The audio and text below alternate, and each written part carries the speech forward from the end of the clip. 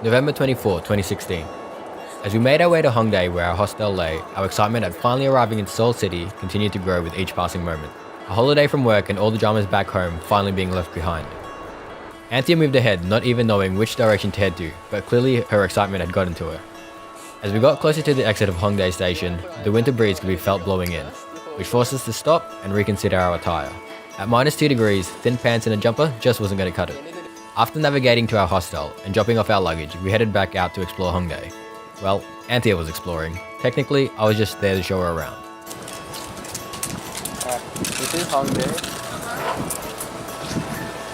Feel free to explore. That is it. As you can see, I'm a great tour guide. The first time I went to Korea, my brother and I had jokbal at this restaurant. For those of you that don't know, jokbal is Korean for pig's trotters. We ordered the garlic jokbal because, come on, who doesn't love the taste of garlic? Unfortunately, what we didn't know was that eating that much raw garlic ends up being a diuretic, and long story short, we spent the next couple of days ruining the hostel toilet. So here we are in front of Hongdae, or in English, Hongik University, which is what you should be looking for on the subway map if you have any intention of visiting. There's plenty of shops and food, but as a university area, what most people come here for is nightlife. As day turned into night, we made our way to Myeongdong to explore further and enjoy our favorite pastime of travel: food. The streets are lined with food stalls at night, and the area to explore can be quite overwhelming. I've been twice already, and honestly, I still get lost as I move my way through the side streets. But that's part of the experience of travel, I guess. Though we were at Myeongdong to get dinner, Anthea couldn't help but start her food adventures early and started ordering from one of the stalls. First up, flame grilled scallops with melted cheese.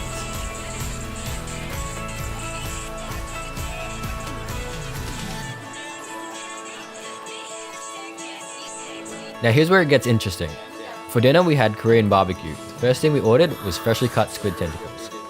This was a totally new experience for me. I've had raw squid before in Japan, but it's never been alive and squirming. They were pretty hard to eat as the tentacles continue to apply suction which stick to the plate. Added to the fact that it's squirming and slimy, and well, have fun trying to pick them up with chopsticks. The tentacles continue to stick to the insides of your mouth, so be aware, if you choose to do this, chew thoroughly. Otherwise you risk them sticking to your throat and, well, choking to death. Honestly, it was a pretty interesting experience. Taste-wise it was alright, but the overall experience was definitely worth it.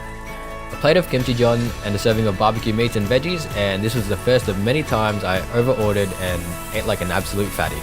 You would think that after a massive dinner, we'd be done eating. But nope, right back outside and we get some fairy floss. Because we don't give a shit. We're on holiday and we're going to make the most of it. As we wound down the night, we enjoyed a bit of the city's Christmas illumination before finally heading back to the hostel. Thank God we called it an early night because what was in store for us the next day was absolute hell. But that story's for next week. Keep in touch and hit that subscribe button. And before you leave, tell us what's some of the weirdest things that you've ever eaten while you've been overseas. Thanks for watching and I'll catch you guys next time.